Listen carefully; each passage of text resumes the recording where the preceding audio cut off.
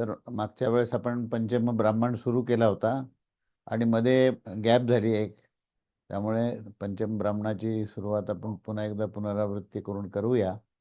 आणि त्याचे काहीतरी 2-3 मंत्र झाले होते, तर त्याचे मी फक्त अर्थ वाचतो आज, अर्थ आणि आशय. आणि मग पुढचा हा चौथा किंवा पाचवा मंत्र येईल, तिथून मग विस्तारपणे आपण पूर्ण मंत्र वाचून करूया. तेव्हा पंचम ब्राह्मण, याज्ञवल्क्य आणि मैत्रेयी यांचा संवाद. द्वितीय अध्यायामध्ये आगमप्रधान जे मधुकांडाद्वारे ब्रह्मतत्व याचा निश्चय केला गेला. आणि त्या म्हणजे हा सगळा उपसंहारच आहे पूर्ण पंचम ब्राह्मण जो आहे तो. आतापर्यंत म्हणजे पूर्ण चतुर्थ अध्यायामध्ये काय काय झालं, आणि हा पंचम ब्राह्मण हा त्याचा उपसंहार आहे. तेव्हा ह्या उपसंहारामध्ये सुरुवात अशी करतात की द्वितीय अध्यायामध्ये जे आगमप्रधान म्हणजे कर्मकांड प्रधान, हे मधुकांड ब्रह्मतत्व मधुकांडाच्या कर्माद्वारे ब्रह्मतत्व ह्याचा निश्चय केला गेला आहे. आणि नंतर तिसऱ्या अध्यायामध्ये पुढे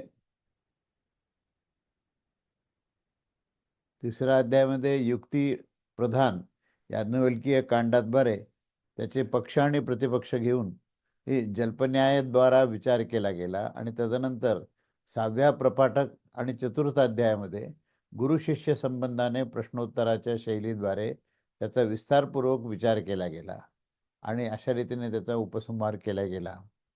त्याच्यानंतर आता निगमस्थानीय मैत्रीय ब्राह्मण आरंभ केला जात आहे. म्हणजे आगम आणि निगम हे दोन भाग आहेत. आगम म्हणजे ज्याच्यातून कर्मप्रधान जे कार्य असतं त्याला आगम म्हटलेलं आहे, आणि निगम म्हणजे ज्ञानप्रधान जे विवेचन असतं त्याला निगम म्हटलेलं आहे.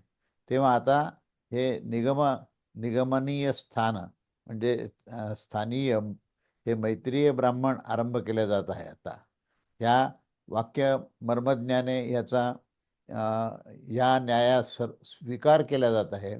जसे हेतूचे उल्लेख करून प्रतिज्ञेचे पुन्हा कथन करणे ह्यालाच निगमन असं म्हणतात. अथवा आगमन प्रधान हे मधुकांडाने ज्या संन्यासीयुक्त आत्मज्ञानाचे अमृत तत्वाचे साधन त्यावेळेस दाखविले गेले आहे, तेच संसन्यास आत्मज्ञान हे तर्काने देखील अमृत तत्वाचे साधन जाणले जात असते. याज्ञवल्कीय कांड तर्कप्रधानच आहे, आणि म्हणून हे जे अमृत तत्वाचे जे साधन आहे ते संन्यासीयुक्त आत्मज्ञान आहे. ते शास्त्र आणि तर्क ह्या दोन्हीपासून निश्चितच आहे. या कारणाने अमृत तत्व प्राप्तीच्या आणि शास्त्रामध्ये श्रद्धा ठेवणाऱ्या पुरुषांच्या ह्याच कारणाने युक्ती हे दोन्हीद्वारे निश्चय केला गेलेला आहे. अर्थात याचा अर्थ अव्यभिचारी होण्याच्या कारणाने ते श्रद्धेय होत असतं. आणि त्या अक्षरांच्या अर्थात त्या चतुर्थ प्रपाठक म्हणजे द्वितीय अध्यायामध्ये ज्या प्रकारे व्याख्या केली गेली आहे, तेथे ह्या अक्षरांची व्याख्या केली जात नाही. तर त्याची व्याख्या ही त्याच्यानंतर आम्ही करू. येथे याज्ञवल्क्य आणि यांच्या 2 स्त्रियांची इथे कथा सुरू होते. तेव्हा याचा प्रथम मंत्र, चतुर्थ अध्याय, पंचम ब्राह्मण, प्रथम मंत्र, याच्यावर आता आपण विवेचन सुरू करू. मंत्राचा अर्थ असा आहे की हे प्रसिद्धच आहे की याज्ञवल्क्यास मैत्रेयी आणि कात्यायनी हे दोघे भार्या होत्या, आणि त्यामध्ये मैत्रेयी ही ब्रह्मवादिनी होती आणि कात्यायनी तर स्त्री ही बुद्धी असणारीच होती, पण संसारिक बुद्धी असणारी होती. तेव्हा याज्ञवल्क्याने दुसऱ्या प्रकारच्या चर्या प्रारंभ करण्याच्या दृष्टीने सांगितलं. काय सांगितलं ते पुढच्या मंत्रात आहे. तेव्हा आशय ह्याचा असा आहे की अथ हा जो शब्द आहे तो पाहण्यासाठीच की हा सिद्धांत प्रतिपादक प्रकरण हेतूचा उपदेश करण्यासाठी येथे आरंभ केला गेला आहे. कारण की याच्यापूर्वी हेतुप्रधान वाक्य सांगून गेले आहे, आणि त्याच्या पश्चात आता आगमप्रधान मैत्रीय ब्राह्मणद्वारे प्रथम प्रतिज्ञा केलेल्या अर्थाचे नियमन केल्या जात असते. आता ह जो शब्द आहे तो पूर्ववृत्तास सूचित करणारा आणि प्रसिद्धच आहे. याज्ञवल्क्य ऋषीच्या 2 पत्नी होत्या, एक मैत्रेयी आणि मैत्रेय नाव असणारी आणि दुसरी कात्यायनी नाव असणारी. या दोन्ही पत्नीमध्ये मैत्रेय जी आहे ती ब्रह्मवादिनी होती आणि ब्रह्मसंबंधी भाषण करणारी होती, परंतु कात्यायनी ही स्त्री प्रज्ञा म्हणजे स्त्री बुद्धी असलेली, जी की स्त्रियांस योग्य असेल त्याला स्त्री प्रज्ञा असं म्हटलंय. जिची स्त्री प्रज्ञा अर्थात गृहसंबंधी प्रयोजती प्रयोजनाचीच शोधात असणारी, नेहमी आपलं घर-दार कसं असावं आणि संसारामध्ये जिचं लक्ष होतं, बुद्धी सगळी ही स्त्री प्रज्ञा म्हटली, ती बुद्धी ही संसारातच होती. अशी ही कात्यायनी. अशा स्थितीमध्ये याज्ञवल्क्यांनी अन्य अर्थात ह्या गार्हस्वरूप पूर्वाचार्याने भिन्न संन्यासरूप आचार्याचे आरंभ करण्याची इच्छा व्यक्त केली. त्यानंतर पुढे याज्ञवल्क्य आणि मैत्रेयीचा संवाद होतो. तेव्हा याज्ञवल्क्य म्हणतात, की "अगं मैत्रिय, असे याज्ञवल्क्याने सांगितले, की मी या स्थानात गृहस्थ आश्रमापासून अन्यत्र सर्व काही त्याग करून जाणार आहे. अर्थात संन्यास घेण्याच्या विचारात आहे आणि ह्या कारणाने मी तुझी अनुमती घेत आहे आणि संन्यास घेण्याची इच्छा पण करत आहे. ह्याच्याबरोबरच कात्यायनाच्या बरोबर तुझीही या संबंध जी काही मालमत्ता आहे त्याची वाटणी करून देत आहे." त्याचा आशय असा आहे, की याज्ञवल्क्य म्हणतात, की "हे मैत्रिय, अशा प्रकारे याज्ञवल्क्याने या मोठ्या स्त्रीकडे म्हणजे ही याज्ञवल्क्य ही मैत्रेय जी होती ही मोठी स्त्री होती आणि कात्यायनी ही धाकटी स्त्री होती. तेव्हा या मोठ्या स्त्रीकडे लक्ष करून संबोधन केलं आणि तिला अ, असे म्हणाले, की अगं मैत्रिय, मी या गृहस्थाश्रमापासून प्रव्रजन म्हणजे परिव्राज्य संन्यास ह्याचा स्वीकार करणार आहे. तेव्हा हे मैत्रिय, तू आपली मला हे करण्यासाठी अनुमती दे आणि जर तुझी इच्छा असेल तर ह्या कात्यायनाच्या सोबत तुझ्याही ह्या वाटण्या करून देऊ, इत्यादी वाक्याची व्याख्या ही प्रथम केली गेली आहे. त्यावर आता पुढचा जो मंत्र आहे, तिसरा मंत्र, तर तो असा आहे, की त्या ठिकाणी मैत्रेय असं म्हणते, ह्या निवेदनावर मैत्रेयीचं निवेदन असं आहे, की "हे भगवान, जरी ह्या धनाने संपन्न सर्व पृथ्वी जरी माझी होऊन जाईल, तरी काय मी अमर होईल का अथवा नाही ते सांगा." याज्ञवल्क्याने सांगितले, "नाही. भोगसमृद्धी या सामुग्री इत्यादीने संपन्न असलेला मनुष्याचे जीवन हे ज्यावेळेस असते त्यावेळेस तुझे जीवन तसेच होईल आणि धनाने अमृततत्वाची तर आशाच नाही. तर ते तुझ्या विचारलेल्या प्रश्नाचं उत्तर नाही असं आहे." तेव्हा मैत्रेयीने अमृतत्व साधनाविषयक प्रश्न विचारला आणि त्या प्रश्नामध्ये त्या मैत्रिणीने सांगितले, की "ज्याने मी अमर होऊ शकत नाही त्यास घेऊन मी काय करेन? श्रीमान, जे काही अमृततत्वाचे साधन जाणत आहात तेच तुम्ही मला सांगावे." म्हणजे इथे मैत्रेयीचं पूर्ण स्वभाव आणि वृत्ती दिसते, की त्याचं हे निवेदिनी म्हणजे ते ब्रह्मतत्वावरच अखंड चिंतन करणारी ही साध्वी होती आणि त्यामुळे ती म्हणाली, की "हे सगळे तुमचे मालमत्ता घेऊन मी काय करू? ह्याच्याने मला अमृततत्व मिळेल का? अमरतत्व मिळेल का?" तर त्यावर याज्ञवल्क्य म्हणाले, "नाही, असं होणार नाही. ह्या भोगवस्तू मिळून कधीही मनुष्य अमर होऊ शकत नाही." तेव्हा असं हे सांगितले जाण्यावर त्या मैत्रिणीने सांगितले, की "जरी ही सारी पृथ्वी जरी धनाने पूर्ण होऊन जाईल, तर काय मग ह्या धनसाध्य कर्माने मी काही अमर होऊन जाईल अथवा नाही?" यावर याज्ञवल्क्याने सांगितले, की "नाही." इत्यादी शेष अर्थ पूर्ववतच आहे. तेव्हा ह्या संदर्भामध्ये पुढे हा 5वा मंत्र आहे. चतुर्थ पंचम ब्राह्मण 5वा मंत्र. मंत्र असा आहे, की "स होवाच याज्ञवल्क्यः प्रिया वै खलु नो भवतु सती प्रियं वृद्धन्तं तर्हि भवत्येति व्याख्यास्यामि ते विचक्षणस्य तू मे निदिध्यास स्वेती." अर्थ असा आहे, की त्या याज्ञवल्क्यजीने जो प्रश्न विचारला, याज्ञवल्क्यजीने जे काही निवेदन केलं, तर त्याने असं सांगितलं, की "निश्चयच तू माझी प्रथम पत्नी आहेस आणि तू माझी अत्यंत प्रिय अशी पत्नी आहे. त्यामुळे यावेळेस देखील तू आमच्या प्रियतम प्रसन्नता यास जास्त वाढविली आहे आणि म्हणून हे देवी, मी प्रसन्नतापूर्वक तुझ्या प्रती ह्या अमृततत्वाच्या साधनांची व्याख्या करेन आणि तू आता इथे जो काही संवाद झाला आणि मैत्रेयीने जे काही इच्छा व्यक्त केली, की मला कुठल्याही प्रकारचं धन दौलत देऊ नका. मला तुम्ही हे ज्ञान द्या, की ज्याच्यातून अमरतत्व प्राप्त होतं. त्यावर तो याज्ञवल्क्य अत्यंत प्रसन्न झाले आणि म्हणाले की तू मला अत्यंत प्रिय आहेस आणि तुझ्या मनामध्ये ज्ञानाची प्राप्तीचंच अखंड चिंतन असतं. त्यामुळे मी निश्चितच तुला या आत्मतत्वाबद्दलची व्याख्या करेन आणि त्याचं ज्ञान देईन. तू त्या मी सांगितलेल्या निवेदनावर तू अवश्य विचार कर, चिंतन कर. तेव्हा या सर्व निवेदनाचा आशय असा आहे की ते म्हणाले की तू निश्चितच पूर्वी देखील आमची प्रिया राहिलेली आहेस आणि तर तू आमची प्रियाचीच ही आम्हाला प्रिय वाटणारीच गोष्टीचं वृद्धी केलेली आहे. त्यामुळे प्रसन्नता मला मिळालेली आहे. संतोषजनक निश्चय केला आहे आणि या कारणाने मी तुझ्यावर अत्यंत प्रसन्न आहे. आता जरी तू अमृततत्वाचे साधन जाणू इच्छित असशील, तर ते निश्चितच होईल. हे देवी, मी तुझ्या प्रती अमृततत्वाच्या साधनेची आता व्याख्या करेन. असं त्याचा पूर्ण हे उल्लेख आहे. तेव्हा आता ह्याच्या पुढचा जो भाग आहे, तो आपण पाहूया. तर प्रियतम आत्म्याच्यासाठीच सर्व वस्तू प्रिय असतात. हा सिद्धांत आता पुढच्या त्याचं निवेदन सुरू झालंय. याज्ञवल्क्याचं हे अमृततत्वाबद्दलचं निवेदन सुरू झालंय. तेव्हा या 4थ्या अध्यायातील 5व्या ब्राह्मणामध्ये 6वा मंत्र आहे. तेव्हा प्रियतम आत्म्यासाठीच सर्व वस्तू प्रिय असतात. सर्व वस्तूची जी प्रियता असते त्याचं कारण काय की त्याच्यामध्ये ते आत्मतत्व ओतप्रोत भरलेलं आहे आणि तो आत्माच खऱ्या अर्थाने प्रियतम आहे. त्यामुळे प्रियतम आत्म्यासाठी सर्व वस्तू प्रिय होत असतात, असा हा सिद्धांत आहे आणि या सिद्धांतावरचा हा मंत्र आहे. तर मंत्र असा आहे की स होवाच नवा अरे प्रत्युहु कामाय पतीही प्रियो भवत्यात्मनस्तु कामयपतिः प्रियो भवति नवा अरे अय्यायी कामाय जाया प्रिया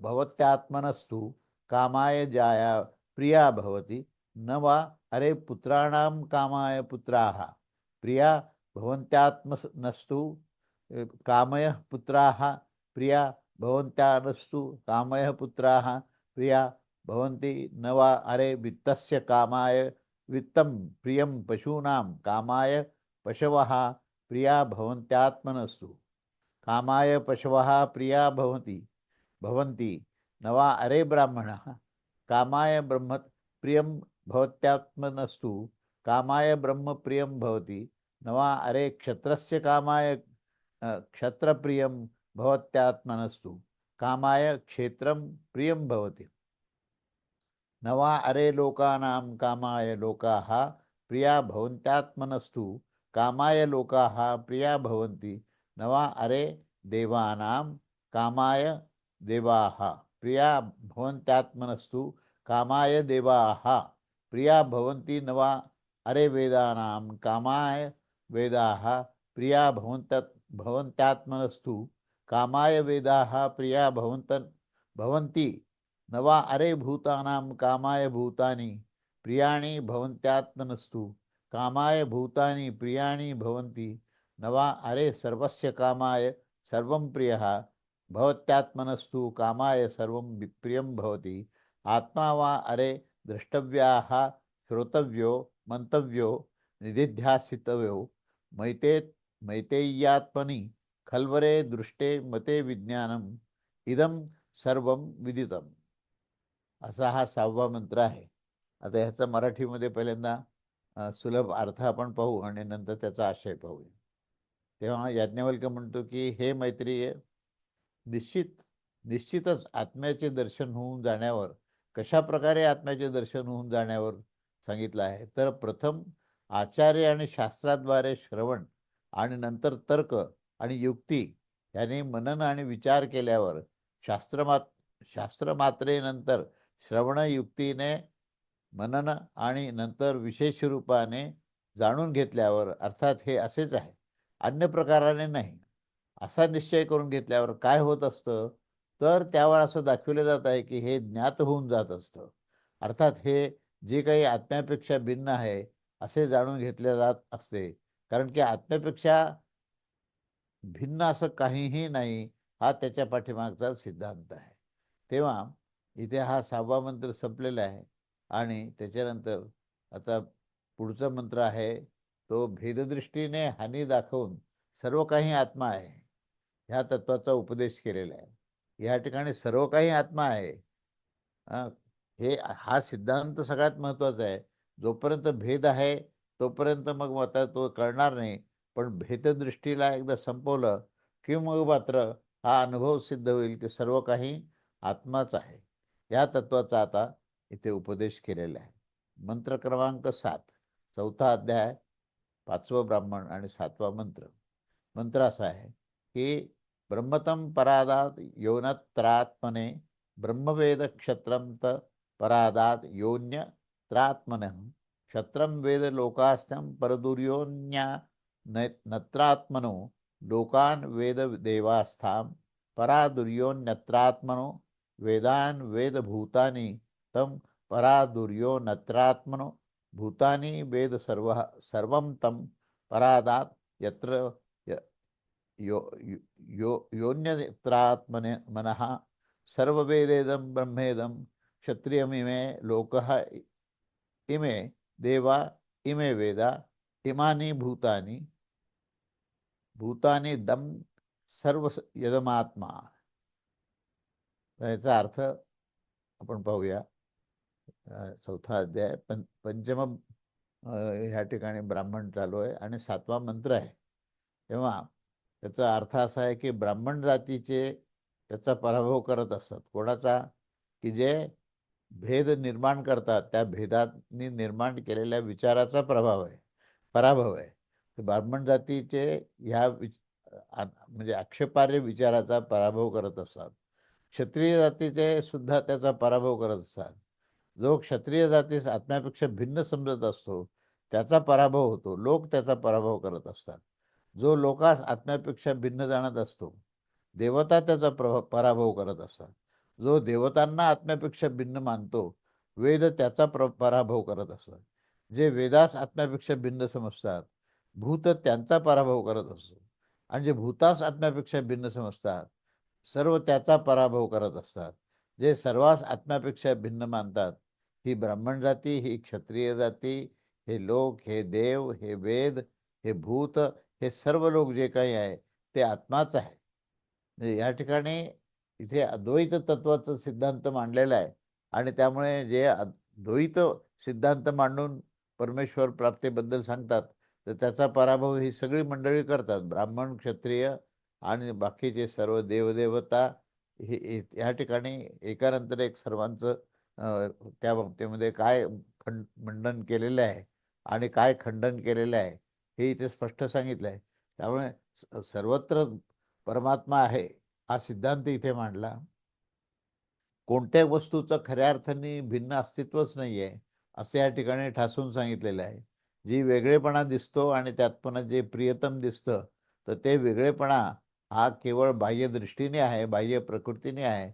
परंतु अंतरंगामध्ये जे अधिष्ठान आहे ते एकमेव अद्वितीय परब्रह्म परमात्माच आहे आणि तो आत्माच आहे.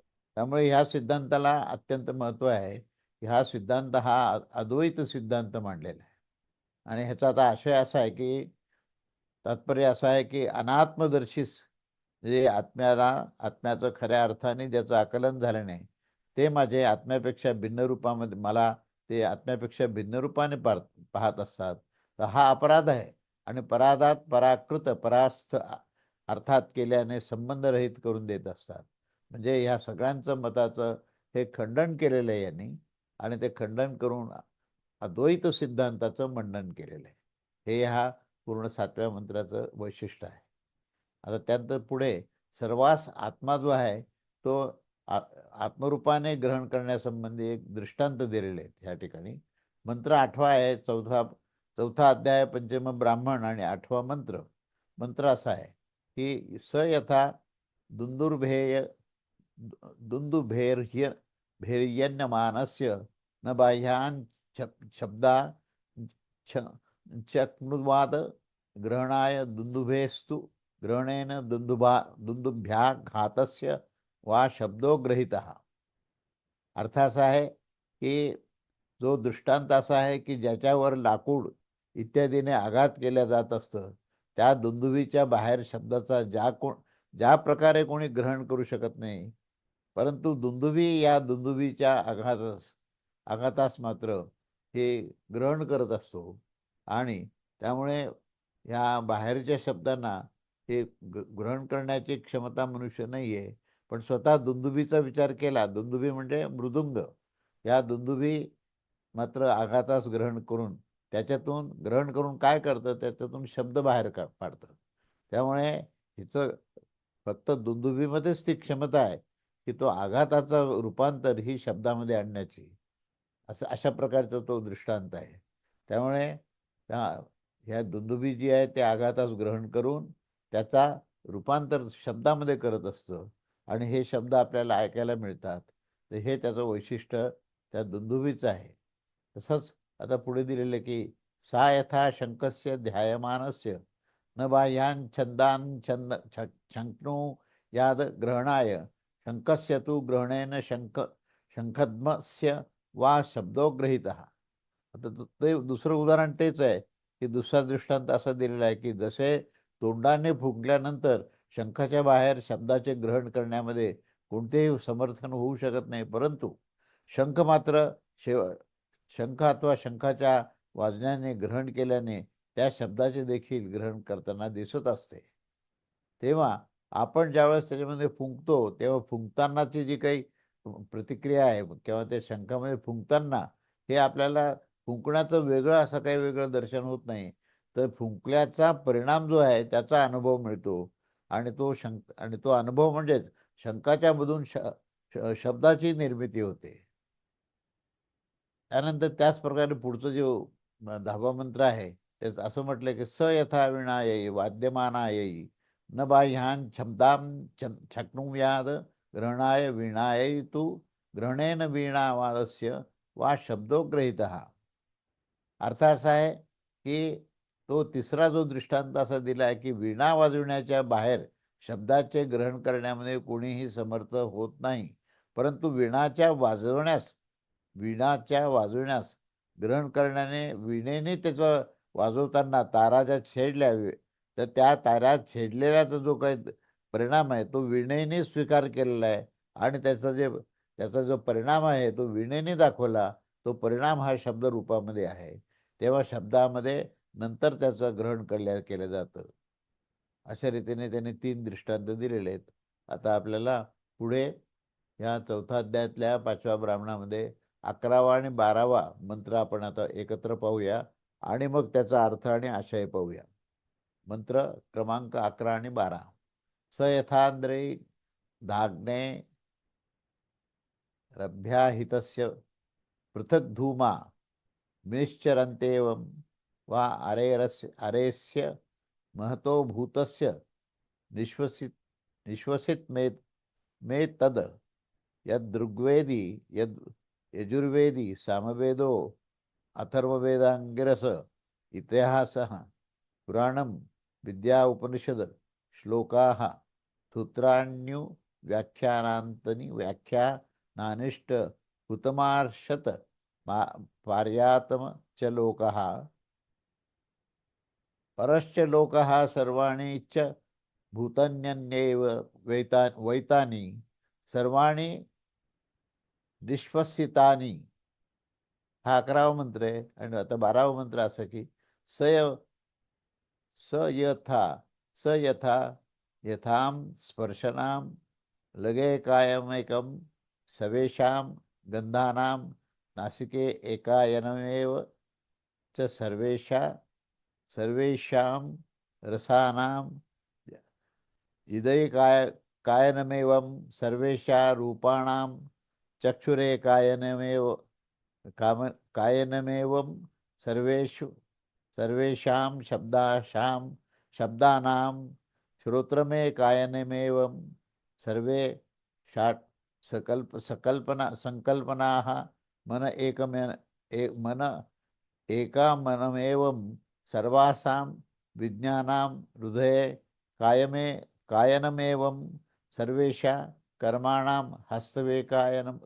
कायनमेवं सर्वेषाम् आनन्दानाम् एकायनमेव सर्वेषां विसागणां पयुरेश्य कायनेन सर्वेषा मध्वानां पादविका यन्तमेव सर्वेषां वेदानां वागेकायनम. असा हा 11वा आणि 12वा हा मंत्र आहे. आता आपण या 11 आणि 12 मंत्राचं आपण पहिल्यांदा याचा अर्थ पाहूया आणि त्याच्यानंतर त्याचं पुढचा विस्तार पाहूया. तेव्हा याचा अर्थ हा या मंत्राचा 11वा आणि 12वा या मंत्राचा अर्थ असा आहे की हा चौथा जो दृष्टांत दिलेला आहे याच्यामध्ये, की ज्या प्रकारे ज्याचे इंधन ओले झाले आहे असे आधान केल्या गेल्यावर अग्नीपासून पृथक प्रथम धूर निघत असतो.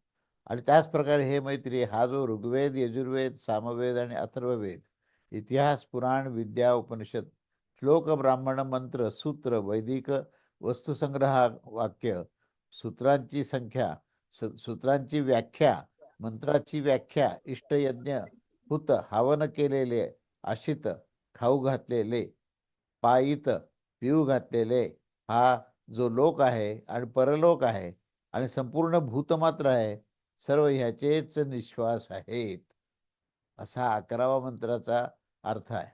आणि त्यानंतर पुढे सांगितलं की 5वा दृष्टांत असा आहे की ज्या प्रकारे जलाचा समुद्र एक आयन प्रलय स्थान आहे, ह्याच प्रकारे समस्त शब्दांचा जो श्रोत्र ते एक आयन आहे. याच प्रकारे समस्त संकल्पाचं मन जे आहे ते एक आयन आहे.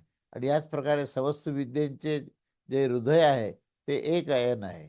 त्याच प्रकारे समस्त कर्माचे 2 हात एक आयन आहे. त्याच प्रकारे आनंदाचा उपस्थ हे एक आयन आहे. आणि त्याच प्रकारे समस्त विसर्गाचा वायू हे एक आयन आहे. त्याच प्रकारे आयन आहे. त्यानंतर हे 2 चरण जे आहेत ते एक आयन आहे. आणि याच प्रकारे समस्त वेदांचे वाक हे एक आयन आहे. असा तो 11वा मंत्र आणि 12वा मंत्राचा हा शब्दशः अर्थ आहे. आपण त्याचा आशय थोडक्यात पाहूया. की आशय असा आहे की चतुर्थ प्रपाठक म्हणजे द्वितीय अध्याय याच्यामध्ये शब्द आणि निश्वासाच्या द्वारे सांगून गेले आहे की असा विचार करून त्यांनी वेगळे असं काही सांगितलं नाही, परंतु येथे तर सर्व शास्त्रांचा उपसंहार करणे आहे, हा त्याचं प्रयोजन आहे. आणि यासाठी अर्थतः प्राप्त विषयास देखील स्पष्ट करून दिले आहे. यासाठी या करून दिले पाहिजे, यासाठी त्यांना हे वेगळे वेगळे असे सांगितले गेले आहे. आणि इथे हा 11वा आणि 12वा मंत्राचा हा आपण आशय पूर्ण पाहिलेला आहे. आता 12वा मंत्र झाला. आता आपण पुढे 13वा मंत्र पाहूया. मंत्र क्रमांक 13, चतुर्थ अध्याय, पंचम ब्राह्मण, 13वा मंत्र.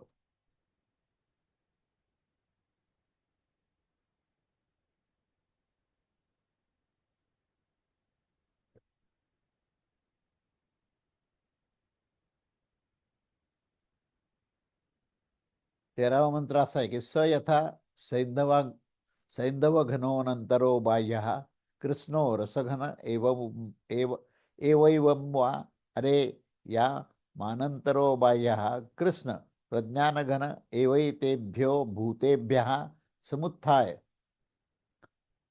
तान्येवानु विनश्यति न प्रेत्य संज्ञास्तित्यत्तरे ब्रवीमती होवाच याज्ञवल्क्य.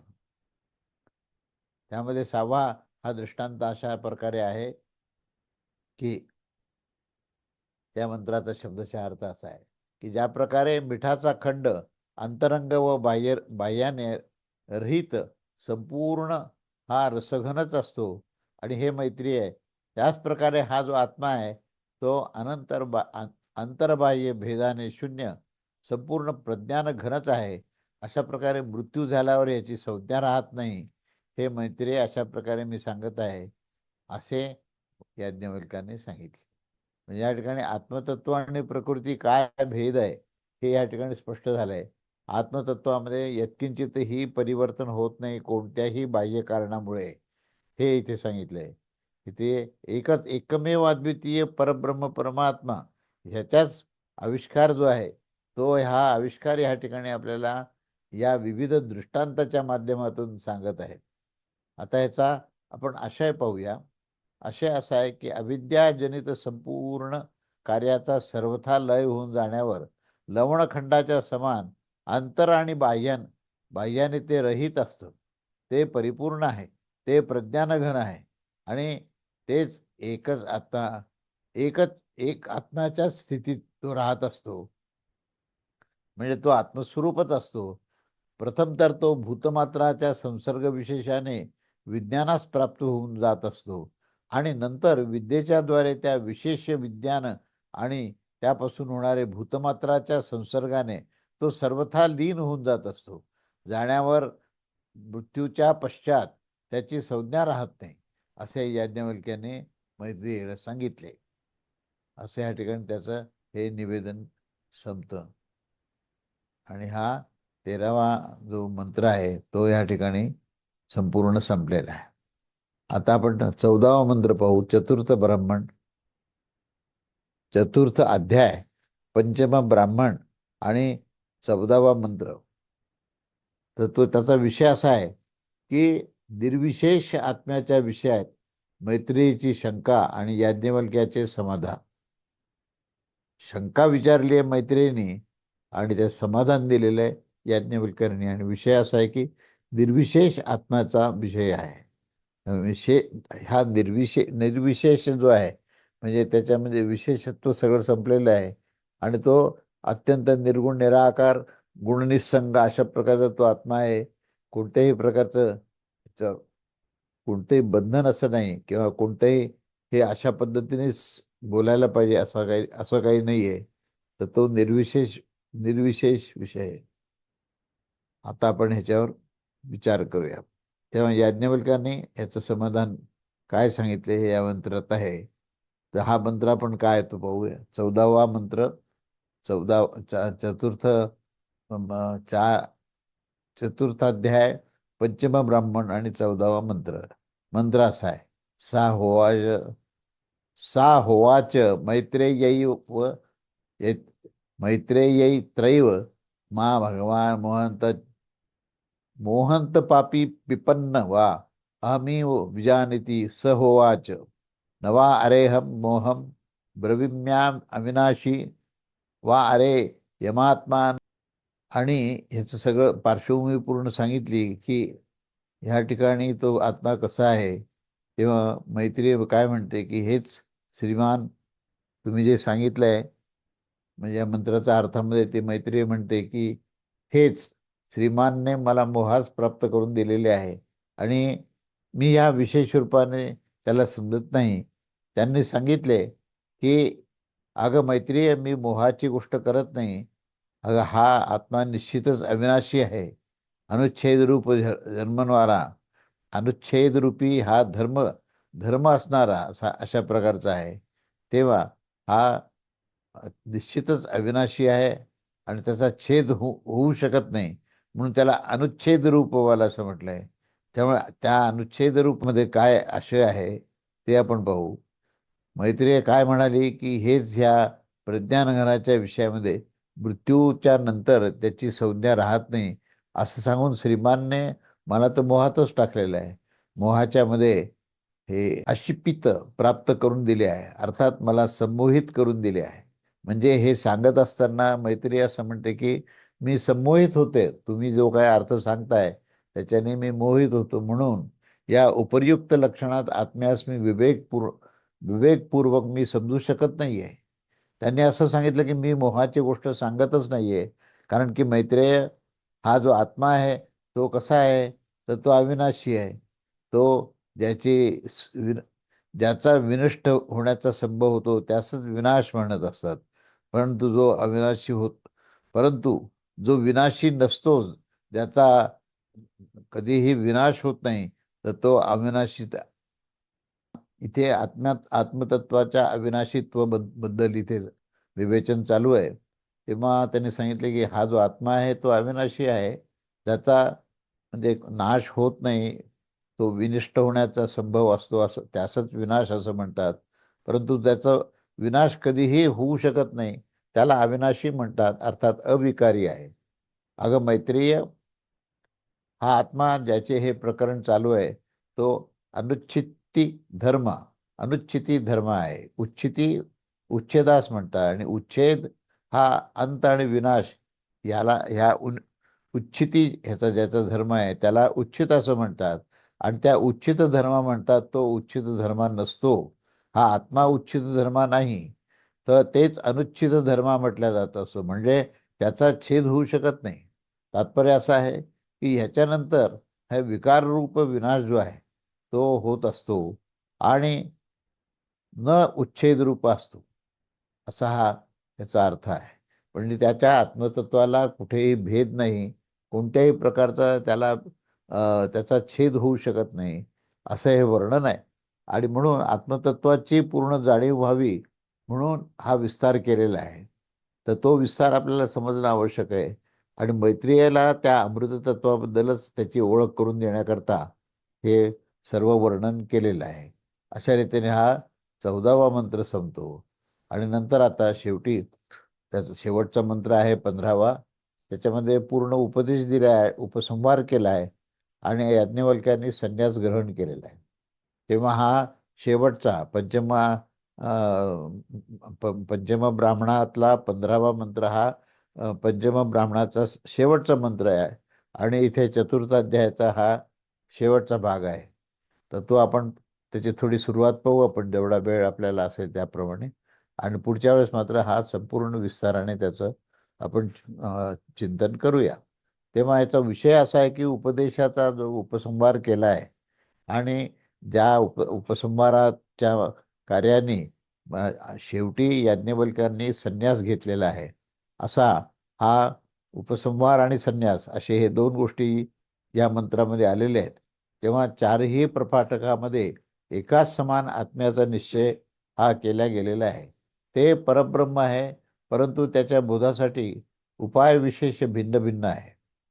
उपेय तर आत्मा आहे आणि ज्याचे चतुर्थ पाठक अथवा द्वितीय अध्यायामध्ये अर्थात आदेशो नेती नेती अशा प्रकारे निर्देश केलेला आहे. तेव्हा त्याचाच पंचम प्रपाठक तृतीय अध्यायामध्ये प्राणरूप प्राणरूपपणाच्या ह्या उल्लेखाद्वारे शाकल्य यज्ञवल्क संवाद मध्ये निश्चय केला गेला आहे की नंतर पंचम प्रपाठकाच्या समाप्तीमध्ये आणि त्यानंतर जनक याज्ञवल्क्य संवादामध्ये आणि नंतर येथे उपनिषदाची ही समाप्ती देखील केलेली आहे, त्याचाच हा निर्णय आहे. आणि या चारही प्रपाठकाचे तात्पर्य या आत्म्यामध्येच हे झालेले आहे. ह्याच्यामध्येच कोणता अजून अर्थ विवक्षित नसतो हे पाहण्यासाठी अंतामध्ये सहश नेती नेती, तिथे नेती नेती ह्या शब्दाचा पुन्हा पुन्हा उल्लेख केलेला आहे आत्मतत्वाबद्दल. आणि या ठिकाणी तो अशा पद्धतीने उपसंहार केला गेलेला आहे. तेव्हा आपण आता हा विषय जो आहे तो पुढच्या रविवारी हा 15वा मंत्र विस्ताराने पाहूया. अवधूत चिंतन श्री गुरुदेव दत्त. श्री स्वामी समर्थ महाराज की जय.